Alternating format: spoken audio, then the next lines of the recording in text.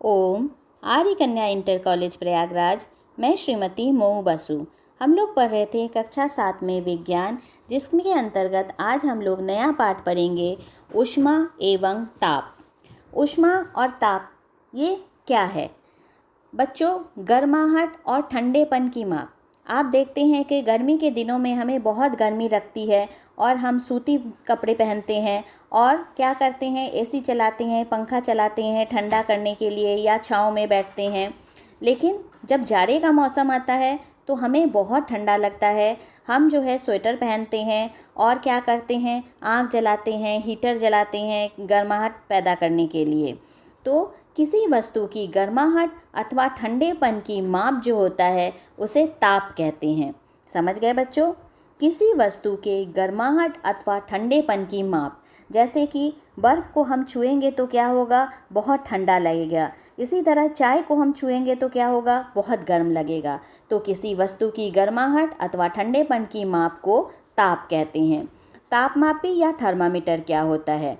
तापमापी या थर्मामीटर वह यंत्र है जो ताप नापने में प्रयुक्त होता है। यह 2 प्रकार का होता है, डॉक्टरी थर्मामीटर और प्रयोगशाला थर्मामीटर। डॉक्टरी थर्मामीटर तो तुम लोग सब जानते हो, सभी के घरों में कभी ना कभी किसी न किसी को बुखार आया होगा और थर्मामीटर से नापते हुए आप लोगों ने देखा होगा।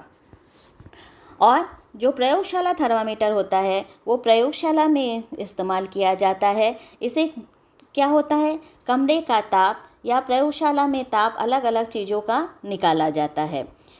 एक स्वस्थ मनुष्य के शरीर का ताप जो होता है वो 37 डिग्री सेंटीग्रेड अथवा 98.6 डिग्री फ़ारेनहाइट होता है। ये आपको याद रखना है। कभी कभी ये सवाल पूछा जाता है। ये बहुत ही सीधा सवाल है लेकिन ये बहुत इम्पॉर्टेंट है, अक्सर इसको पूछा जाता है।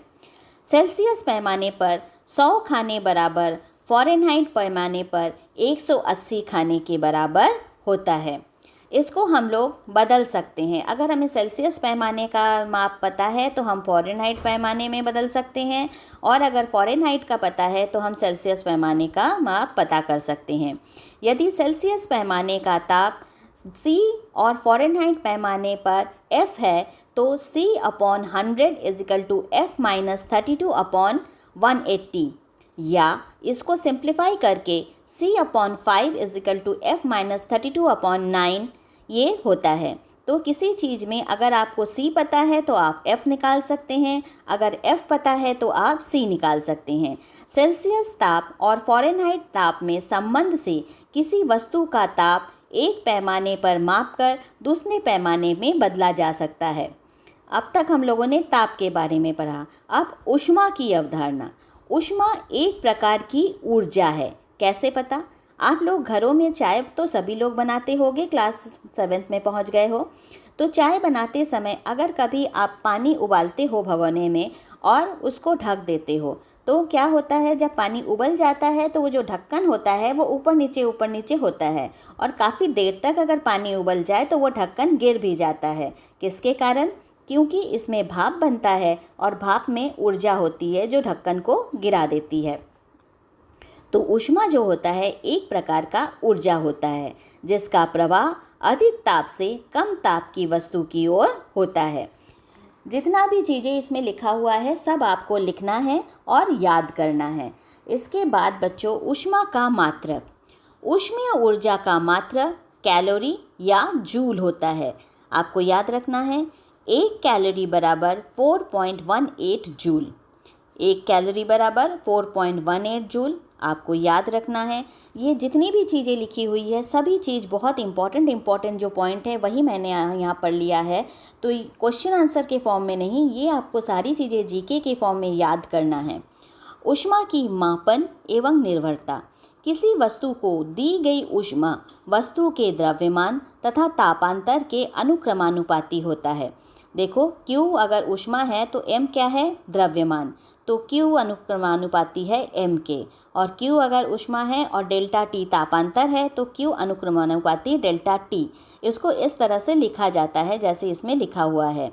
किसी पदार्थ के निश्चित ताप तक गर्म करने के लिए आवश्यक ऊष्मा की मात्रा वस्तु के द्रव्यमान, तापांतर और एक और चीज़ पर निर्भर करती है जो है विशिष्ट ऊष्मा। तो किसी वस्तु को निश्चित ताप पर गर्म करने के लिए आवश्यक ऊष्मा की मात्रा वस्तु के द्रव्यमान, तापांतर और विशिष्ट ऊष्मा पर निर्भर करती है। ऊष्मा की मात्रा, इसको इस तरह से लिख सकते हैं, ऊष्मा की मात्रा बराबर पदार्थ का द्रव्यमान गुने पदार्थ की विशिष्ट ऊष्मा गुने पदार्थ की ताप वृद्धि। विशिष्ट ऊष्मा को कैपिटल S से दिखाते हैं तो Q equal to m small m into S into delta T।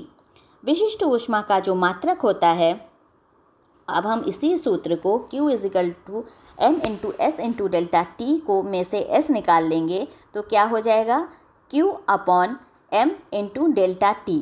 Q का मात्रक कैलोरी होता है, m का मात्रक किलोग्राम होता है और डेल्टा T का मात्रक डिग्री सेल्सियस होता है। इसमें से यदि हम निकालेंगे, यदि एक m बराबर 1 किलोग्राम, डेल्टा T बराबर 1C और S बराबर Q, डेल्टा T बराबर 1C तो S बराबर क्या हो जाएगा, Q, मतलब विशिष्ट ऊष्मा बराबर ऊष्मा की मात्रा।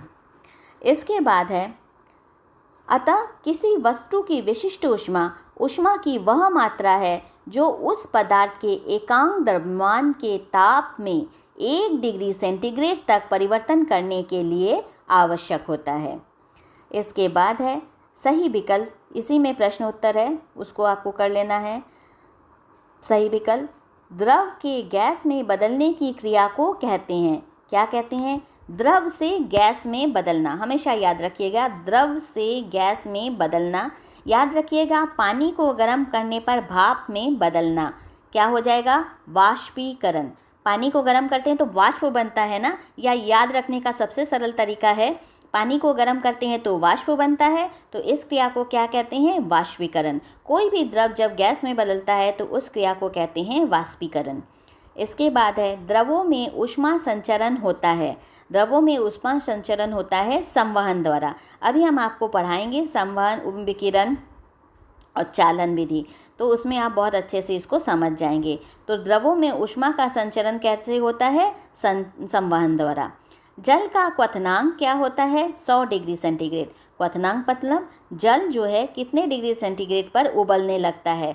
जल जो होता है वो 100 डिग्री सेंटीग्रेड पर उबलता है, तो इसको क्वथनांक कहते हैं। ऊष्मीय ऊर्जा का मात्रक होता है जूल। ऊष्मा का कुचालक है कांच।